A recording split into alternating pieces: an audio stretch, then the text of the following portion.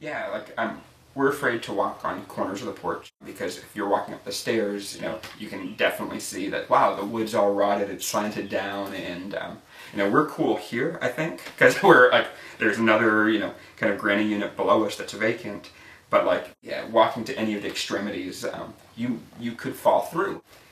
At this stage in most of my life, or most in my life and the life of my peers, it's the antithesis of glamour. There are some people that live a very glamorous wine lifestyle. I don't think I will ever. Not that I don't think I ever really want to. I mean, part of the work of wine is dirty work. It's hard work. You're always wet. You're always sticky. You're always cold. And if you're really doing things yourself. The only thing that I own that's surrounding me right now is the cork and these cases of wine.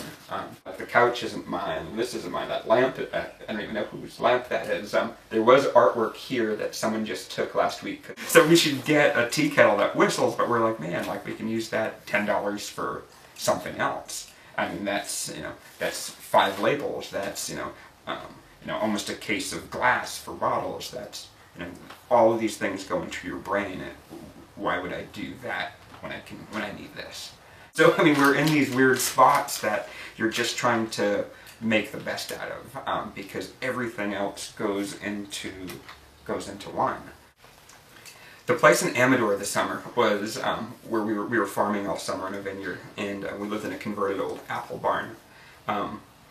That our neighbor had 65 cats, and serious dementia. Just really, so like, putting Kate through not just, spaces like this, but, an old lady that's running around at 4 in the morning trying to call cats, Gray! Gray! And like, 4 o'clock in the morning in the middle of nowhere in the Sierra foothills. You've got some, you put up with some weird stuff. Most people think it's crazy, and it probably is crazy. Like, there's no, like, this makes no sense. This isn't a drink.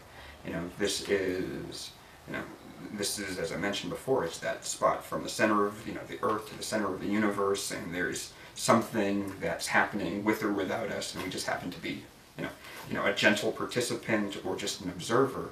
It's like the blues. It's like, you get that beauty from the struggle, and that's, I think, when you think down to like a vine, and an old vine, you've got things, you stress vines, you stress people, you stress everything, and what comes out of it can be like, beautiful and pure and true and like wholesome. It's almost like, wow, this is like watching birth, or there's something greater than we are involved in this, and you can break it down to science and yeasts and that, but there's something magical, and I think to be part of that,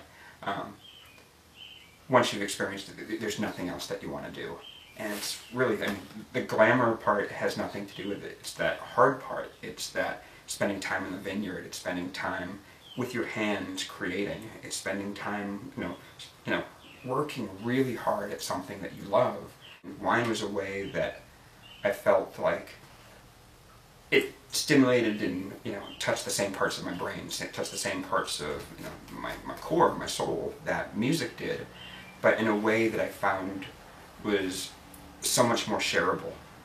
It was something that you didn't just do on a stage, or just didn't do in a studio. You did, you made it, but then you shared it with family, you shared it with friends, you shared it with the people that you love, and shared it with strangers. But it was all about, some people drink bottles of wine alone, yes, but most of the time people are sharing an experience. The people that I know that are in the same situation that I am, do it for no other reason besides that there's no other choice. I'm Wallace, I'm the winemaker at Dirty and Rowdy Family Wine Company, and I'm hungry for wine.